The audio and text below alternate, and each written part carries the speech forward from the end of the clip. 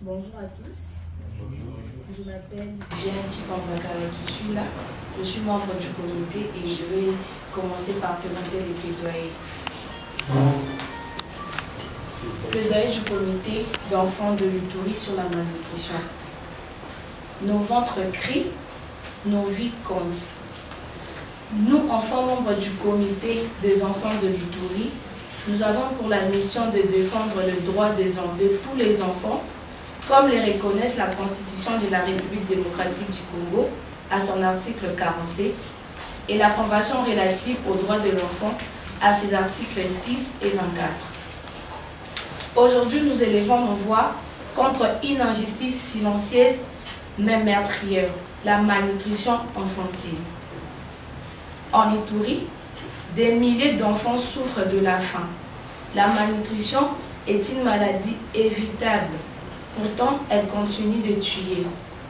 Les conflits armés forcent les familles à fuir leur village, abandonnant leurs maisons et leurs champs. Leur principale source de nourriture même. Dans le cas des déplacés, les enfants dorment le ventre vide. Certains mangent une seule fois par jour, d'autres rien du tout. Dans les territoires de Mombasa, 14,1% des enfants âgés de 0 à 5 ans souffrent de malnutrition aiguë, dont 3,3% représentent une forme sévère. Dans les territoires de Djougou, 8,6% des enfants sont également touchés par la malnutrition aiguë, avec 4,3% de cas sévères. Or, selon le norme, une intervention ciblée devient prioritaire lorsque le taux de malnutrition aiguë atteint les seuils d'urgence de 2%. Ces données montrent que les deux territoires dépassent largement les seuils critiques, ce qui justifie une intervention urgente. Il est important de rappeler que pour un enfant souffrant de malnutrition chronique, les conséquences sont graves, notamment le retard de croissance, le développement intellectuel compris, et les répercussions durables sur la société dans son ensemble. Lors de notre visite aussi des déplacés de Kingos, nous avons rencontré une maman dont la fille Joséphine, âgée de 4 ans, souffrait de malnutrition aiguë sévère. Son ventre était gonflé, son corps couvert d'œdème. Quelques jours plus tard, Joséphine est décédée. Elle est morte de faim, simplement parce qu'elle vivait loin de chez elle, sans accès à la nourriture. Joséphine n'est pas un cas isolé.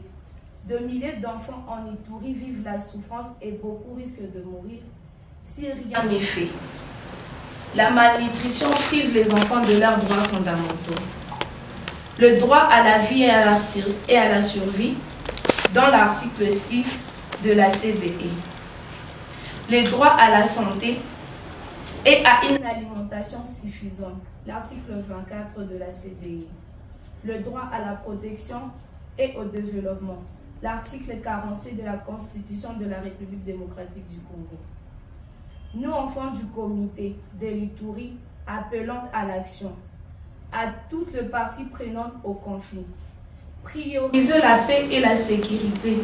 Sans la paix, il n'y aura ni retour au champ, ni soins, ni école, ni avenir pour les enfants. Renforcer les programmes nutritionnels dans les zones les plus touchées, surtout dans les cas de déplacés.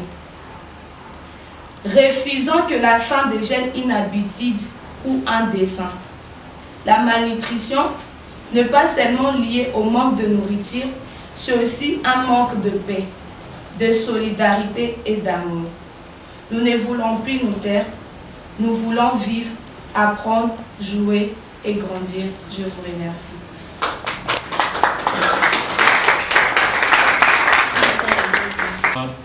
Vous avez plus martelé sur la malnutrition. Et c'est quoi même la malnutrition? En fait, la malnutrition, c'est quand un enfant ne mange pas bien ou assez.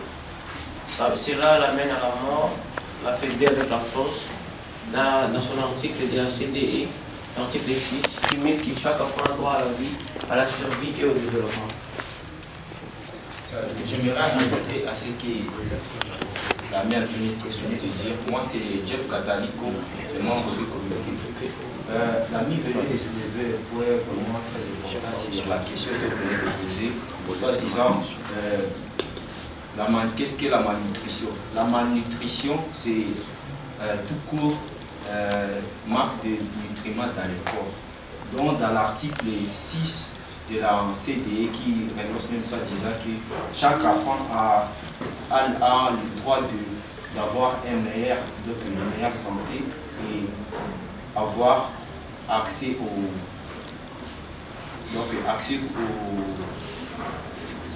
soins médicaux. Merci pour la question. Je me présente, je suis Richardine Pitoua, présidente du comité provincial d'enfants.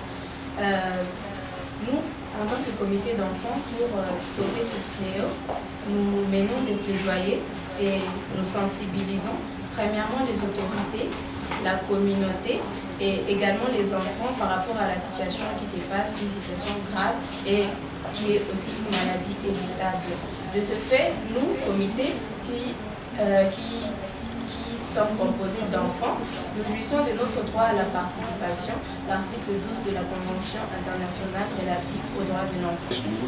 Porte-parole en chef du comité provincial. Et par rapport à votre question, nous, en tant que comité, nous racontons des difficultés par rapport au conflit, comme l'a déjà soulevé les collègues, la guerre et surtout l'insécurité qui nous bloque un peu et cela stoppe un peu que nous puissions donc nous installer aussi dans les autres pays. Et par rapport aux autres provinces, il y a déjà des mécanismes qui sont en train d'être mis en place pour que le comité puisse aussi être implanté dans cette province-là. Quant à votre question, comment nous faisons pour faire attendre nos voix aux médias, nous passons des émissions radio et nous organisons aussi des conférences débats comme celle-ci, juste pour faire entendre nos voix. J'ai dit, avec l'aide de ces radios qui nous permettent de passer, nous avons plusieurs plages et nous diffusons des émissions et nous avons aussi l'aide de Save the Children, notre partenaire, qui nous soutient toujours. La paix est importante premièrement parce qu'à travers la paix, quand il y a la paix, l'enfant a la bonne santé parce qu'il n'y a pas de conflit. Il y a l'accès aux soins médicaux. Article 24 de la Convention relative aux droits de l'enfant qui stipule que l'enfant a droit à la bonne santé. Mais également à travers la paix, l'enfant peut aller à l'école. De ce fait, l'article 6 de la CDE qui dit que l'enfant a droit au développement également. Je m'appelle Elimika, premier vice-président du comité provincial d'enfants, chargé de la finance. Si on me donnait l'occasion de parler aux autorités, on demanderait aux autorités d'ouvrir les routes, de donner une nourriture aux enfants, en faisant des plaidoyers, en sensibilisant aussi les autres parents.